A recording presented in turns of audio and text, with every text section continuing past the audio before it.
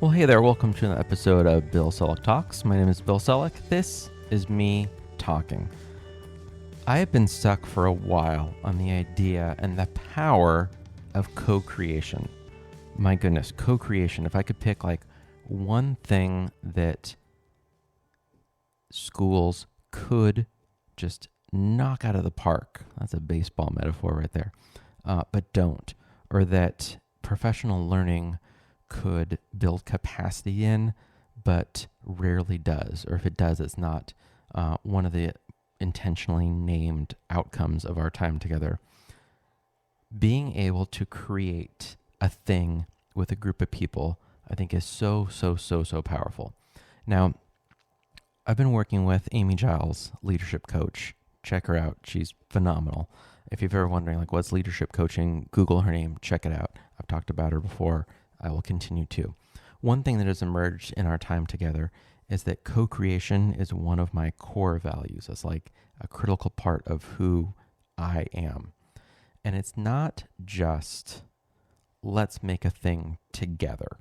Like a good non-example of this is we're doing our back to school employee meeting. We're going to do some cool stuff in like downtown San Jose. So Bill, you take care of this. Historically, like I tend to lead like the unconference, kind of the ed camp style of learning. Someone else is going to take care of this section of it. This person's going to book this person. Everybody kind of has their tasks, and then we put on a thing, and people are like, that was a great thing. For me, that is a non-example of co-creation. That's actually a really good day of professional learning, but not of co-creation. So co-creation, I think, part of why this is like buried deep into my soul is because I played music professionally for a while, and there's something magical, something like, I think magical is actually the right way to say it. People say it a lot, as though like, wow, what a magical time. But like truly, like there's like a magic to me being a bass player, playing bass and whatever, it sounds fine. But then I get in a room or on a stage, you add a drummer, a guitarist, and a singer, and that could be just 3 people. And suddenly you have music. You have like a whole song, you have a whole band. And so it's this idea that, and you've heard versions of it, like the sum of its parts. But truly like playing bass while you're doing that live in a band is so different than just playing bass on your own or really playing any instrument. And there's value in all of that on its own. But there's really something, and I use this word intentionally, there's something like magical about creating music live that just, like, I don't understand how suddenly it's just like, this is a song that you hear. I'm like, I'm just playing the same things I play. I practiced alone in my room and played the thing, but then we all come together and suddenly like we're making a thing bigger. I was talking with a parent, Brian. We actually have some of our kids overlap in a couple different grades, like at a parent event, like having some coffee, chatting, and found out, like I've seen this guy for years.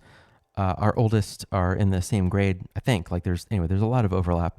I never knew he used to play music professionally. He was in the band Kinch, and they kind of owned Phoenix, Arizona for quite a while. Kind of grew up touring, opening for Jimmy Eat World, like legit rock band. And we were talking, the way he described it, Brian talked about this hive mind that like when you're in a room with people and you're like super focused on a thing, suddenly like there's this communication that happens that's unspoken, like a hive of bees. But then also like there's this thing that gets created that can't exist in isolation. And we see this with behaviors in colony animals. Bees come to mind, ants come to mind. Like how do the ants know that like you're going to get food and you're going to be the ant bridge that other ants will walk over? You can tell I'm not a scientist professionally. We're all scientists in our own way. But everyone has like their own tasks, and suddenly you put it together and there's this incredibly complex colony that exists. And I think a similar thing happens when bands that are really good do this with live music. And I think this is actually the draw of watching live music. Like when there's a band just like at the top of their game, when you're there, there's like this experience that you like you can't put your finger on. And I think it's that truly like magical thing of like there's 3 to 5 or 10 random people on the stage and they play and suddenly bam, we have music, thousands of these ants, and suddenly we have a colony with all these really complex parts. And I don't think we can understate how valuable this can be for our students. The idea that we can create these experiences where it's not like, Bobby, you've got slide 1, Susie has slide 2. Why do we say Bobby and Susie? It's like a very like white normative name for naming kids. Different names, whatever. Kid 1, kid 2. You have slide 1, you have slide 2. Kid 3, you have slide 3. That's not co-creation. It's like dividing the work. That's the jigsaw, which is fine, but it doesn't get us to creating together. Where you actually need to build a thing where like if the other person doesn't show up at their best, your thing doesn't really work.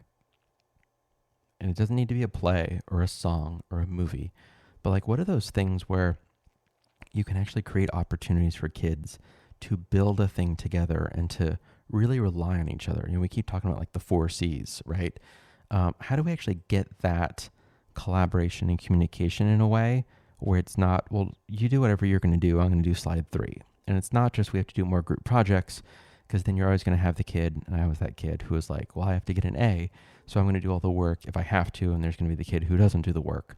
But how do we structure things? And I don't have the answer, but I think the right question is how do we structure a thing where a kid can't be the kid who doesn't do any of the work in a group, and there's a kid who does all the work? How do we do it in a way where like we all have to come together, do a thing together, and then like this kind of magical, like bigger than the sum of its parts things emerge?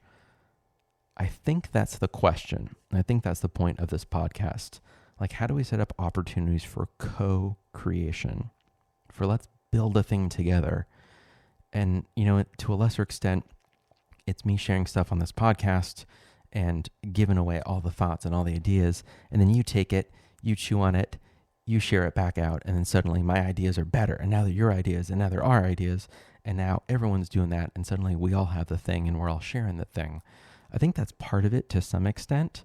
I think that that's a way we can do that with students, certainly with adult learning, sharing what we're doing, sharing what we're thinking, and then trying to build on each other. I think for a while, this is why there was a real surge in like improv games in adult learning meetings, in employee meetings, in admin meetings.